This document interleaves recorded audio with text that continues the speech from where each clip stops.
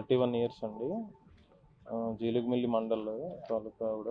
అక్కడ జీలుగుమిల్లి పోలీస్ స్టేషన్లో ఆల్రెడీ ఒక కేసు మీద తను జ్యుడిషియల్ కస్టడీలో ఉన్నారు మన ఏలూరు జైల్లో. She is remand prisoner.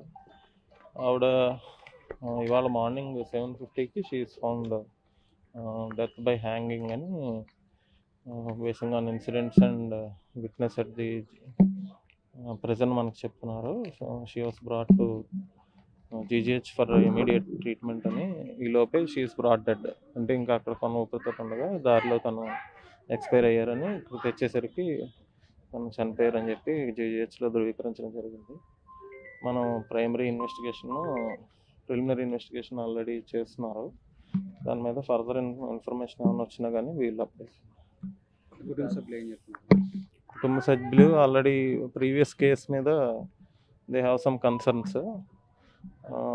Already అది ఇన్వెస్టిగేషన్లో ఉంది కనుక, జ్యుడిషియల్ కస్టడీలో ఉంది కనుక మనం దాని మీద మాట్లాడడం కరెక్ట్ కాదు.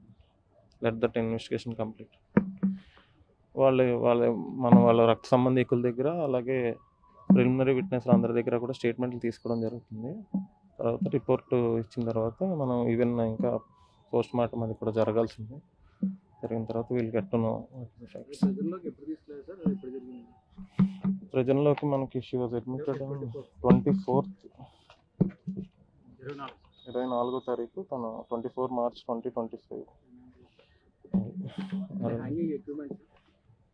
చున్నీ అని అంటున్నారు.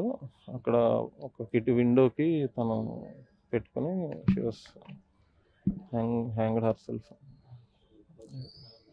కాకపోతే లెట్ ది ఇన్వెస్టిగేషన్ కంప్లీట్ అండి. అయిన తర్వాత వీళ్ళు అప్డేట్. కూతురునిచ్చి ఆ అబ్బాయికి 12 సంవత్సరాలు అవుతుంది. ఒక పాప బాబు మంచిగానే ఉంటున్నారు. మరి ఏం జరిగిందో ఏమో నాకు తెలియదు సార్. అసలు మల్లునికి కొట్టారనగానే నేను వచ్చా. జీలుగుమిల్లి తాటాయలు కూడా వచ్చేసరికి ఆ అబ్బాయిని అప్పటికే ఖమ్మం తీసుకెళ్ళిపోయారు. ఖమ్మం తీసుకెళ్తే 3 రోజులు అక్కడే ఉన్నా. శవాన్ని తీసుకొచ్చారు. శవాన్ని చూసి ఇక్కడ చెరపేట వాళ్ళు ఎవరు ఉండారో ఆయన కూడా వీడితో పాటు పడుకోబెట్టాలా, చంపేయాలి, అది ఇది అని అంటే జడ్సి వెళ్ళిపోయాను సార్ నేను.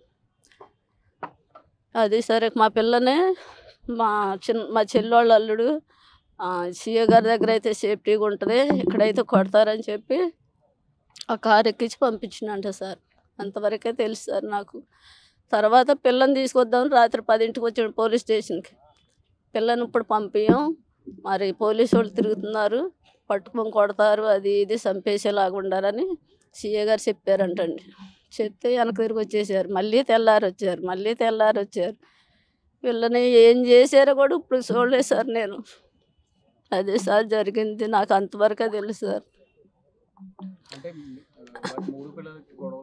గొడవలు ఏమి లేదు సార్. ఎప్పుడన్నా అరుచుకున్నా కానీ ఇద్దరు నా దగ్గరకు వస్తే ఇద్దరిని మందలిచ్చి పంపించేస్తా సార్. ఇద్దరు చాలా బాగుంటారు సార్. అసలు గొడవలు ఏమీ లేవండి.